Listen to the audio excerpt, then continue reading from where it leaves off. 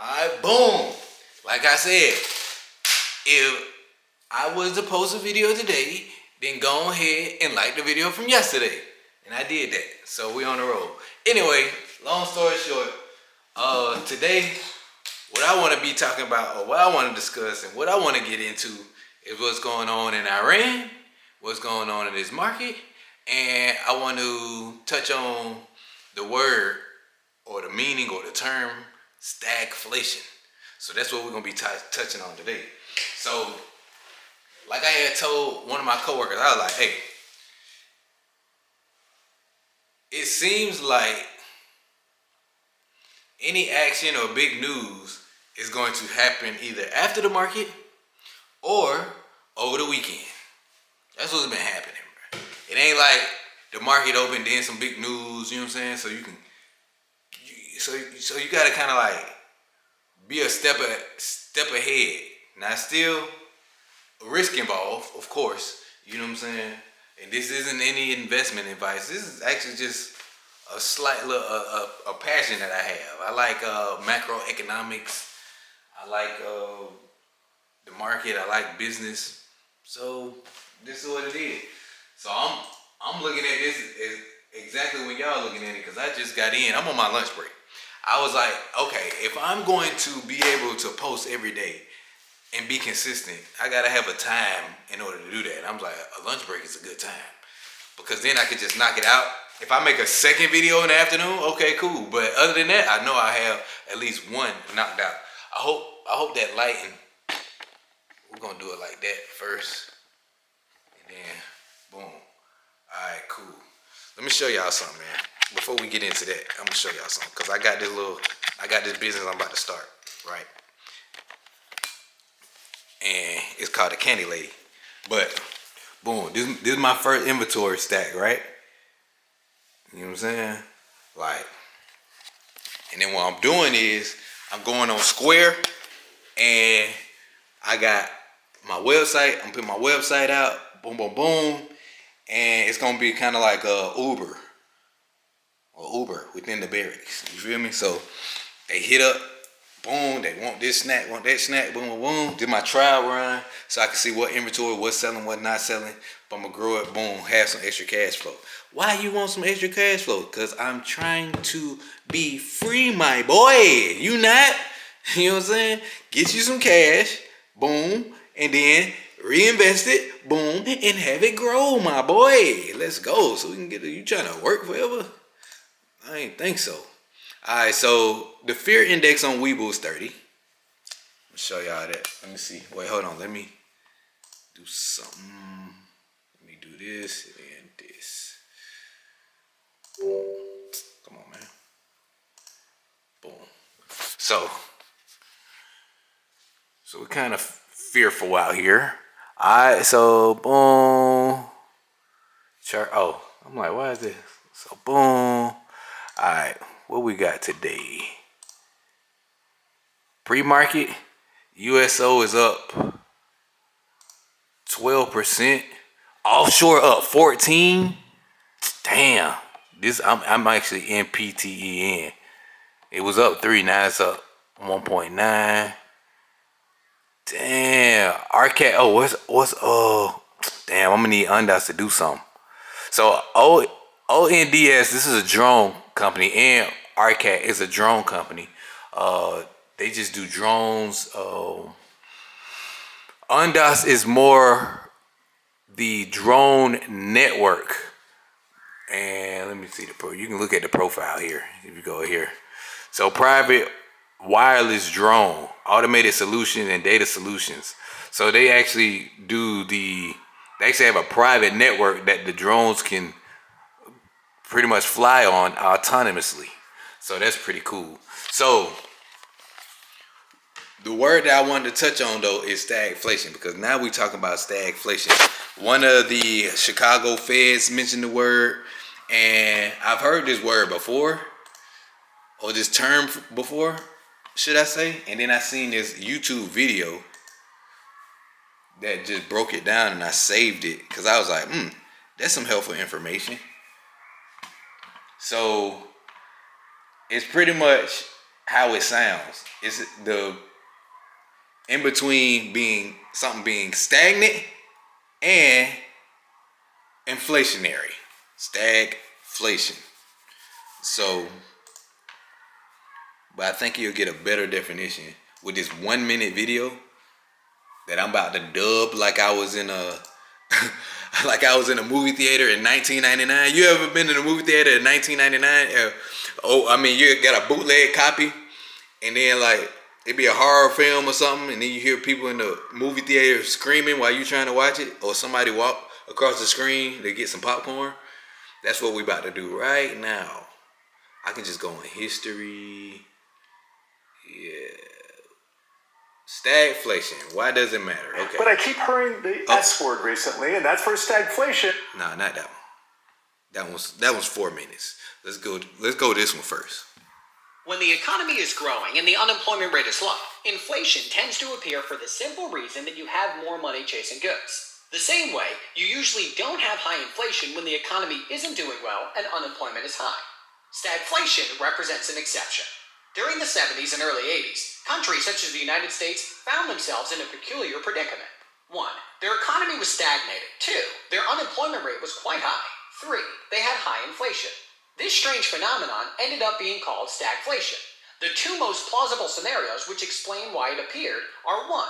Dramatic oil price increases made production costs higher and companies didn't manage to adapt properly. Due to the 1970s... Boom. That's the first signal. 1. Oil prices. We know what's going on in Iran right now. You know what I'm saying?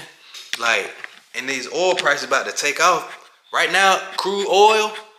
Well, this morning I know crude hit 120. Right? So crude hit $120 a barrel. And that's up 10 points from Friday. So we got that, and 2, it's still growing. The market ain't even open yet, so it could go higher. But I was listening to Kathy Woods, the CEO of Art Invest, and she was just saying, no, was it her?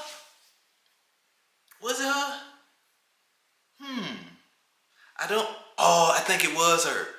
And she was just saying how oil prices, although they are high now, we have innovative solutions that over the years will probably have oil less than $50 a barrel. You know what I'm saying? So right now it's a good short term, get in there, get out. What I don't want to do is get into oil, all right, and stay there. I need to get into oil, get my profits, and get the hell on out. You know what I'm saying? But let's continue with the video. My bad. I know this is ghetto, but hey, listen, rock with me. 1973 OPEC embargo and the 1979 Iran Revolution, oil prices more than doubled within months. 2. Milton Friedman believed poor monetary policy was to blame and considered that central banks weren't aggressive enough in their effort to fight inflation. As of 1979, Paul Volcker became the chairman of the Federal Reserve and implemented Friedman's aggressive anti-inflation policies. Also, there were no more dramatic oil price increases, and on the contrary, oil price... I want to say something about that, because we're talking about them central banks, right? So we got 2 things coming down the pipe currently. We got the oil with Iran, right? So oil prices going up. Then we got a private credit situation going on, because people in the private credit, they trying to get some of their money, right? Get some of their money. Now, these funds, they had like 8% that they allocated to an individual could withdraw their money, but they're not letting them get their money. You know what I'm saying? They limited to half of that, 4%. So, you know what I'm saying? And it's all because some of the companies that they were invested in, during like the COVID 2020 and everything like that, these businesses were created with the anticipation of like refinancing debt around this time. But they can't refinance the debt because the rates aren't dropping. The rates are still high. So we're in a whole big conundrum, but I'll let y'all finish the rest of this. Here we go. Prices went down a lot. For these two reasons, and perhaps others, the stagflation problem came to an end. But this much is certain. Stagflation made it crystal clear that economic models are not flawless. In other words, all of us should understand that economists can definitely be taken by surprise. Boom. That video and a whole bunch of stuff got me thinking, right? And this goes for you who watching. If you're doing your due diligence and you're doing your research and you stand in the mix, you're smart, you're intelligent. We can go as far as to say you're a genius. You know, you ain't got nobody, you probably don't have nobody patting you on the back. You probably don't have a fund or whatever that's making billions or anything like that, which is cool, which is fine. But you got to have that confidence to understand that what you're saying, what you're thinking is right. It's right in front of us. You know how he just said at the end of that video, economists can be wrong. These big boy hedge funds and all that, they can be wrong. The only difference is when they wrong, right, they can get bailed out. You know what I'm saying? They'll lose billions and mess people's lives up and stuff like that, but then, boom, they get bailed out, which is cool. I'm not even mad at that. I wouldn't waste my time getting mad at that. I would rather put my energy into understanding how I could be more efficient for my situation, my family, my future. You know, hedge against the risk. Now, this is the last thing I'm gonna touch on because I'm not fluent in options, right? But I've been learning about options. So what I want to do is go to this chart real quick. We're going, because this is interesting. So I learned about an option. It's called the butterfly and the iron condor. If you don't know what an option is, then just listen anyway. If we go to the market, right? I'm gonna do SPY, right? This is what I got charted up. Let's see, maximize, boom. So I got this charted up, right? This is the black line is my VWAP. VWAP, however you want to say it, right? If you look at this range, look at this.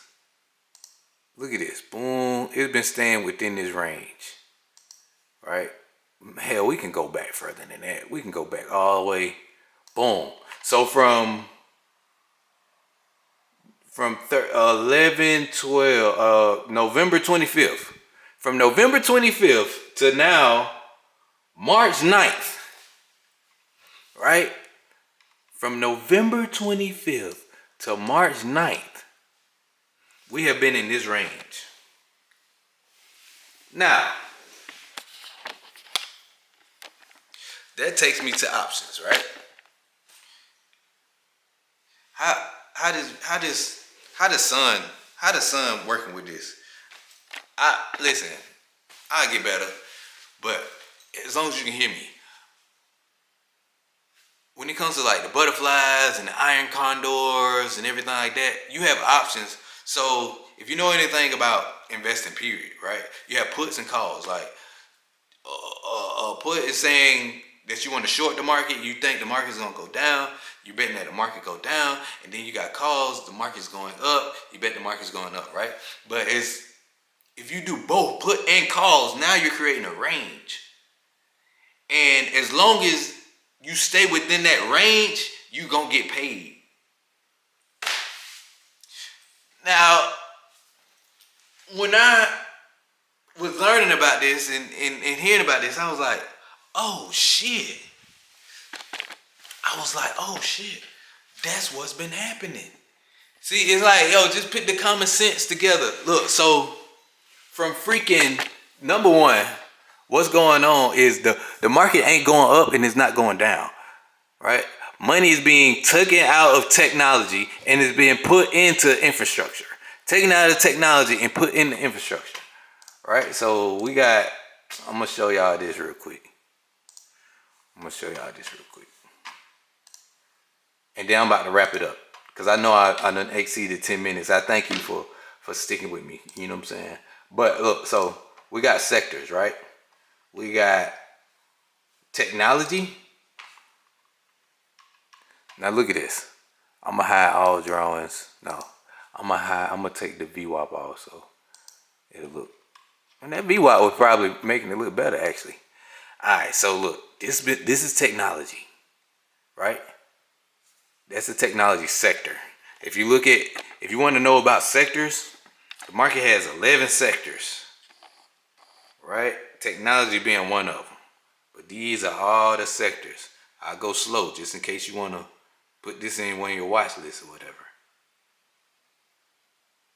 You know what I'm saying? You got utilities, you got energy, you got healthcare, you got consumer. All right, so look, that's technology. Now, if you go to, let's just go energy. You see the difference? Do you see the difference? This is on the 4 hour. I mean, we could do it on the 1 hour. We can do it on the daily. You see that? This is technology, right? This is technology. And then this is consumer. This is energy. This is utilities. And where is industrials? Finance has been slaughtered too.